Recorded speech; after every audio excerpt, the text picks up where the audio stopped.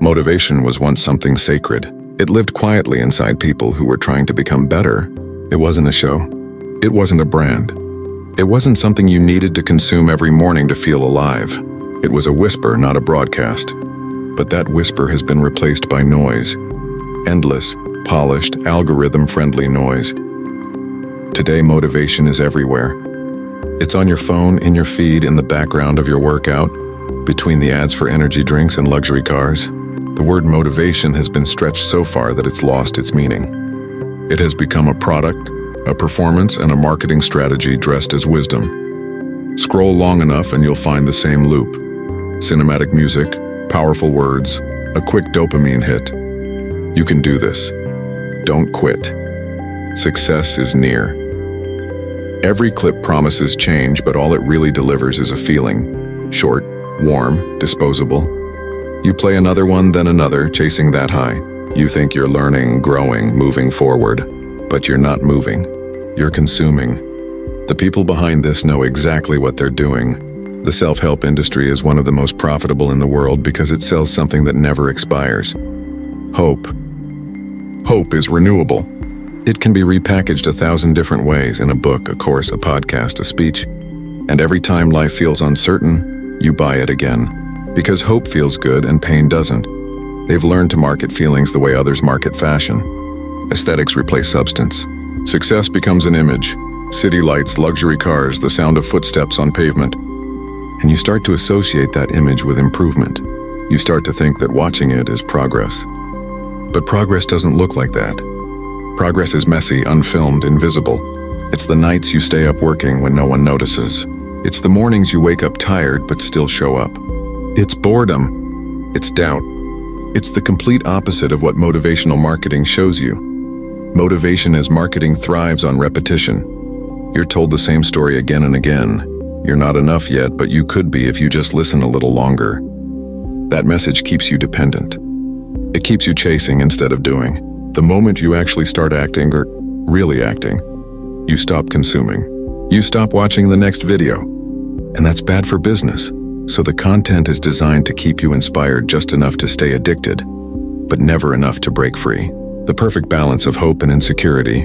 You're encouraged to dream big, but not to face what it really costs. They never show you the parts that can't be monetized.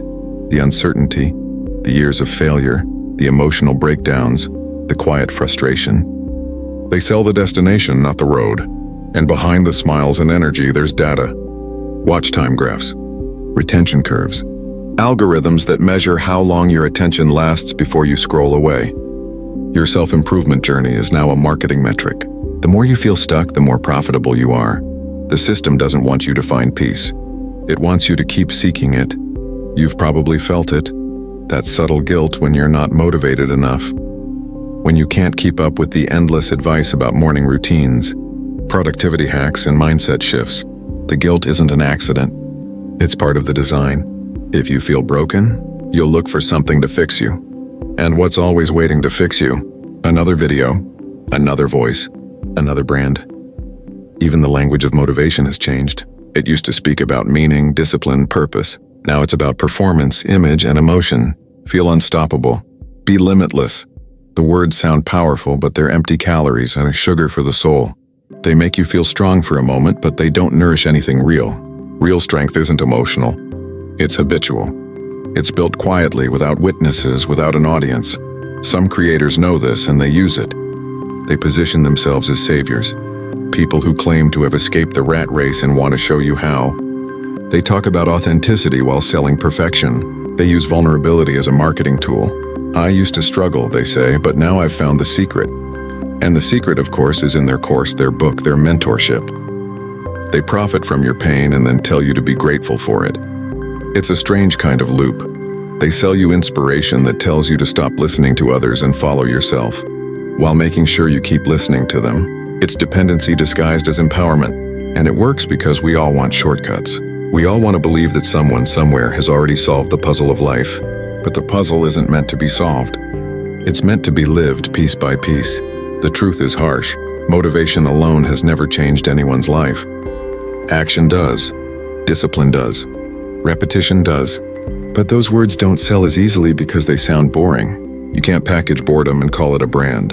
You can't make consistency viral. You can't film the silence of doing the same thing for years and expect millions of clicks. So they replace that silence with sound and with speeches, drums, cinematic rises. It feels heroic, but it's hollow. And that's why so many people feel stuck even after years of self-improvement. They've consumed hundreds of motivational clips but taken very few actual steps. They've been inspired endlessly but transformed very little. They don't need more fuel. They need direction. They don't need louder voices. They need silence.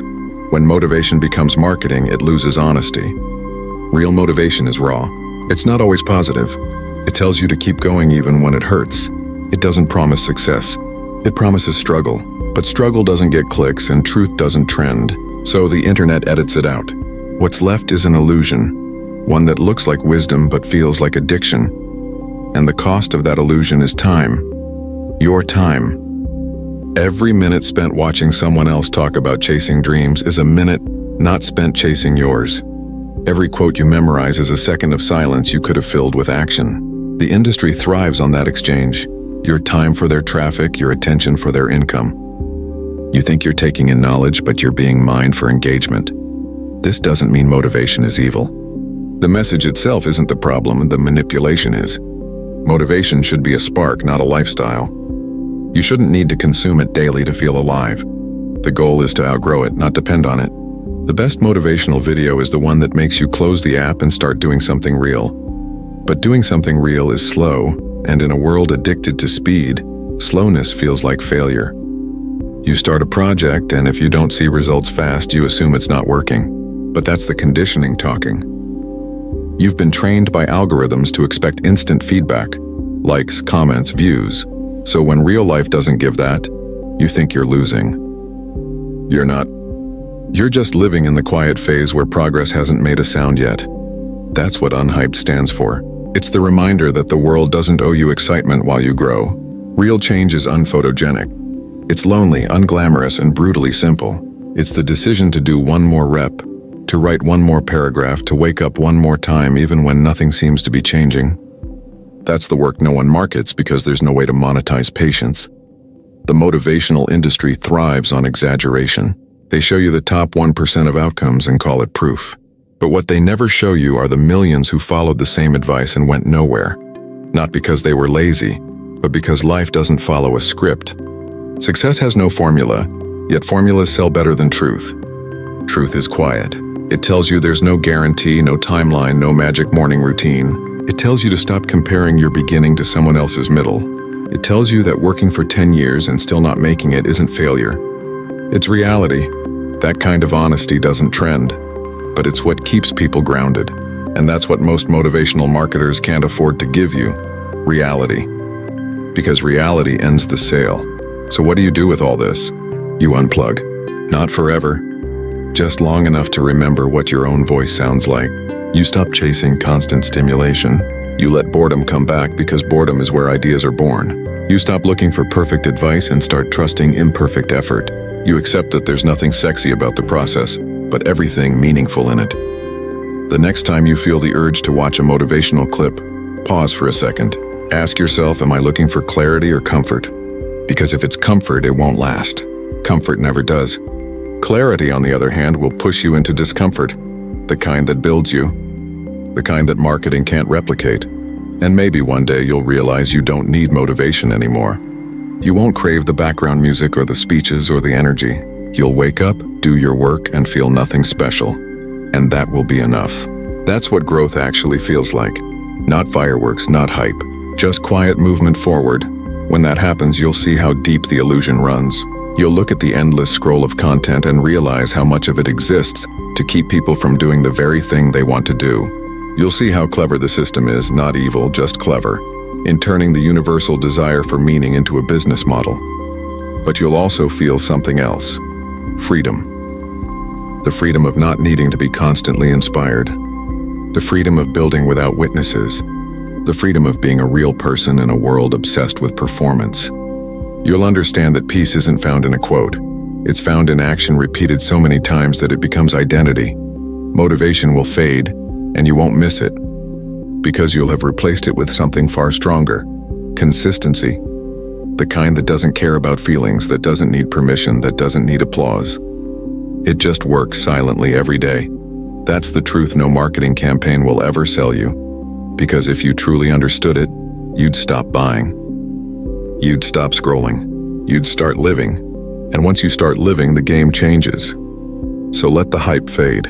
Let the noise die out. Let the world keep selling dreams while you quietly build yours. When people ask how you stayed motivated, you can smile and say, I didn't, I just kept going. And that's the part they'll never understand, and the part they can't turn into a brand, because discipline isn't marketable, peace isn't profitable, and reality doesn't trend, but it's real, and that's enough.